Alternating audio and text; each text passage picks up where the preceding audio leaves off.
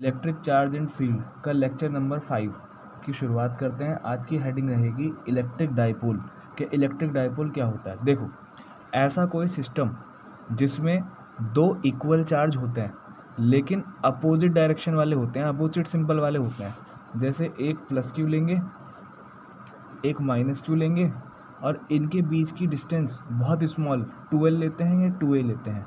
ये बहुत small distance होती है, इसी को बोलते हैं इलेक्ट्रिक डाइपोल। जब तुमसे पूछा जाए कि इलेक्ट्रिक डाइपोल क्या होता है तो यही बोलना है कि एक ऐसा सिस्टम जिसमें दो इक्वल बट अपोजिट सिंबल वाले चार्ज रखे होते हैं और उनके बीच का जो डिस्टेंस होता है वो वेरी स्मॉल होता है, 12 या 2a।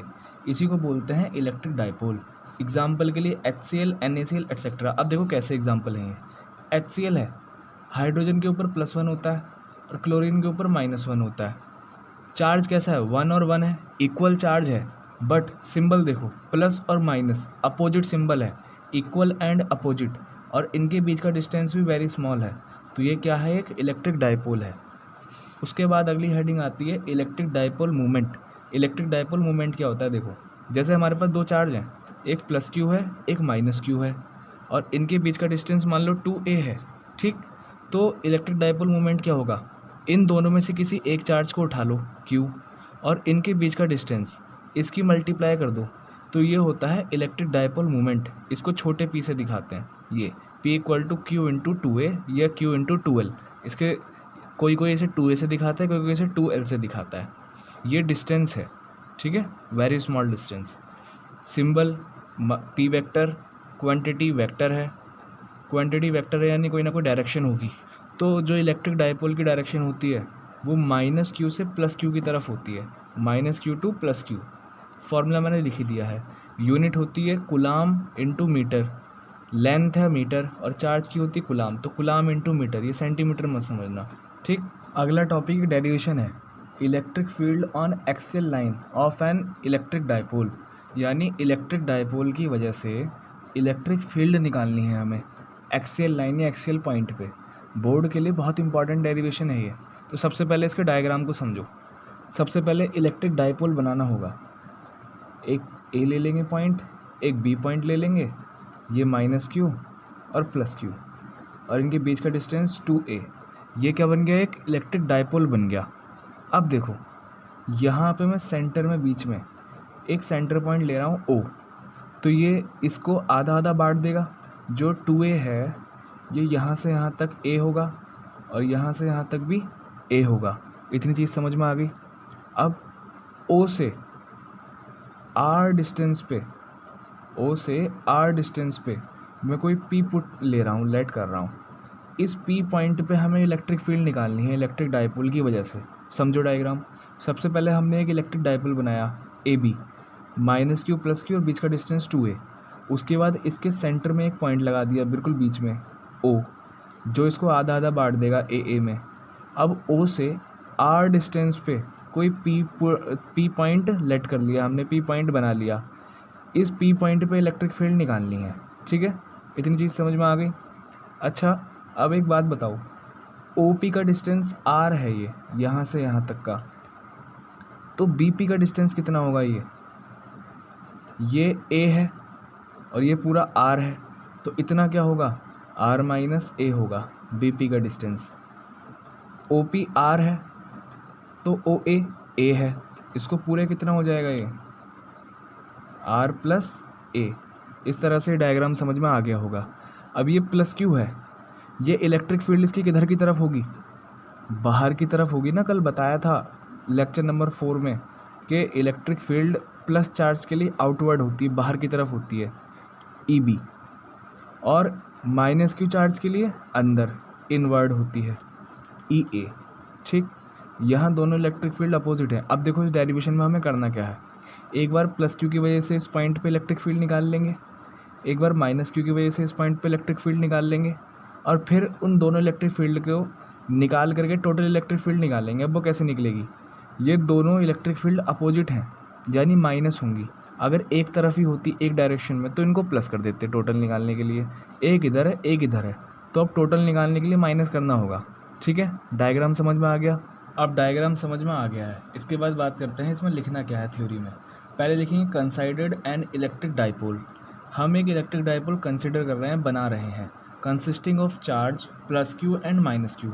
एक इलेक्ट्रिक डाइपोल बनाया जा रहा है जिसमें एक माइनस क्यू है, एक प्लस क्यू है, सेपरेटेड बाय डिस्टेंस 2a, जो एक दूसरे से सेपरेटेड हैं, जिनके बीच का डिस्टेंस 2a है। फिर लिख and placed in free space, जो फ्री स्पेस में है। उसके बाद late P be a point on the line joining the two charges at a distance r from O। इसमें कह रहा है O से R डिस्टेंस पे एक पॉइंट P लेते हैं जहाँ पे हमें इलेक्ट्रिक फील्ड निकालनी है। हमने इसकी सब थ्योरी लिख दी। अब देखते हैं डेरिवेशन को। सबसे पहले प्लस क्यू की वजह से इस P पॉइंट पे इलेक्ट्रिक फील्ड निकाल लेंगे, उसके बाद माइनस क्यू की वजह से इस P पॉइंट पे इलेक्ट्रिक फील्ड निकाल देंगे। तो electric field due to plus q at point P, तो क्या हो जाएगा इलेक्ट्रिक फील्ड EB क्या आएगी 1/4πε0। इलेक्ट्रिक फील्ड का formula electric field due to a point charge, lecture में देख लेना पिछले वाले, क्या था 1/4πε0 Q/r², ये इसका फार्मूला था। तो यहाँ पे 1/4πε0 चार्ज कितना है Q है अपॉन R यानी डिस्टेंस कितना है, इस प्लस क्यू से P तक का देख रहे हैं ना कितना डिस्टेंस है R-a, तो R-a का होल स्क्वायर। उसी तरह से EA निकाल लेंगे, क्या होगा electric field due to minus q at point P, इस माइनस क्यू से P पे देखेंगे 1/4πε0 Q है अपॉन में, और डिस्टेंस कितना है R+a, तो R+a का होल स्क्वायर। ठीक है, अब इतना होने के बाद हमें टोटल इलेक्ट्रिक फील्ड निकालनी है, E net total electric field निकालनी है एक्सेल पॉइंट पे। कैसे निकलेगी, इसको प्लस करेंगे माइनस, तो इसका जवाब भी डायग्राम में मिलेगा। देखो प्लस तब करते हैं जब दोनों इलेक्ट्रिक फील्ड एक ही डायरेक्शन में होती। अगर EB और EA एक ही डायरेक्शन में होते, या तो इधर या इधर, तब हम प्लस करते उन्हें। लेकिन EB इधर है और EA इधर है, दोनों डायरेक्शन अपोजिट हैं, यानी इसमें माइनस होगा। अब किस में से किसको माइनस करेंगे, EB में से EA को या EA में से EB को। इसको समझो, देखो जैसे जो भी चार्ज होता है इलेक्ट्रिक फील्ड के जितने पास होगा उतना ही ज़्यादा स्ट्रॉन्ग होगा। माइनस क्यू यहाँ है और प्लस क्यू यहाँ है, तो प्लस क्यू आगे रखा है इस पॉइंट पे, तो किसकी इलेक्ट्रिक फील्ड ज़्यादा होगी, जो पास में रखा है यानी EB की। तो जो ज़्यादा वाला होता है EB में से EA को माइनस कर देंगे। ये है कंसेप्ट, रटना नहीं है कि EB में से EA को ही माइनस करना है। यहाँ पे जो पास में रखा है उसकी इलेक्ट्रिक फील्ड ज़्यादा है, तो ज़्यादा में से कम को माइनस करते हैं। ठीक, अब इसको पुट कर देते हैं। देखो 1/4π दोनों में आ रहा है, तो इसको मैं स्टार्टिंग में कॉमन ले लेता हूँ। 1/4πε0 अंदर की वजह देखो है Q/R-a का होल स्क्वायर, B पे माइनस ये वाला माइनस Q/R+a का होल स्क्वायर। ठीक, ये कर लिया। इसके बाद देखो 1/4πε0, इधर से हम क्या कर सकते हैं, Q को भी कॉमन ले सकते हैं, तो Q भी बाहर आ गया। अब देखो 1/R-a का होल स्क्वायर माइनस 1/R+a का होल स्क्वायर, 1/4πε0 Q। अंदर एलसीएम लेंगे, नीचे आ जाएगा, नीचे कुछ भी कॉमन नहीं है तो मल्टीप्लाई करते हैं, R-a का होल स्क्वायर और R+a का होल स्क्वायर, ये कॉमन आ गया। ये इधर चला जाएगा और ये इधर चला जाएगा, ये इधर जाएगा R+a का होल स्क्वायर माइनस ये इधर जाएगा R-a का होल स्क्वायर। ठीक है, इसके बाद 1/4πε0 और Q इधर से हो जाएगा, ये खुलेगा R² a² और 2RA, ये माइनस लगा हुआ है, इसको खोलेंगे R² a² और माइनस का 2RA अपॉन में, यहाँ पे इसमें भी स्क्वायर आ रहा है, इसमें भी स्क्वायर आ रहा है, तो R+a और R-a का होल स्क्वायर में बाहर कॉमन ले लेता हूँ इस तरह से। ठीक है, यहाँ तक समझ में आ गया। देखो अब इतना समझने के बाद आगे क्या होगा, 1/4πε0 Q ऐसे ही रहेगा, इधर ये R² a² और 2AR, ये बाहर जो माइनस है ब्रैकेट खुलेगा तो अंदर इनके सिंबल पलट जाएंगे। R² प्लस का है माइनस का हो जाएगा, A² प्लस का है ये भी माइनस का हो जाएगा, 2AR या RA जो है ये माइनस का है तो माइनस माइनस प्लस हो जाएगा ये, ठीक है, अपॉन ये A प्लस बी और A माइनस बी बन रहा है तो फॉर्मूला क्या होता है, ए स्क्वायर माइनस बी स्क्वायर यानी आर का स्क्वायर माइनस ए का स्क्वायर और ऊपर होल स्क्वायर है ही, ठीक है।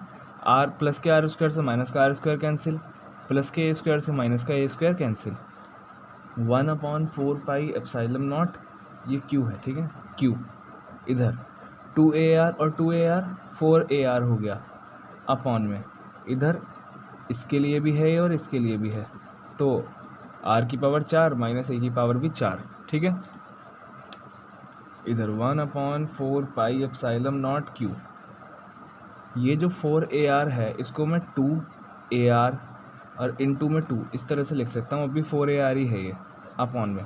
देखो जो a है वो छोटा है r से तो a स्क्वायर और छोटा होगा r स्क्वायर से, a की पावर 4 और छोटी होगी r की पावर 4 से, इसीलिए यहाँ पे हम इसको नेगलेक्ट कर देंगे a वाले टर्म को और सिर्फ r वाला टर्म लिख देंगे, ठीक है।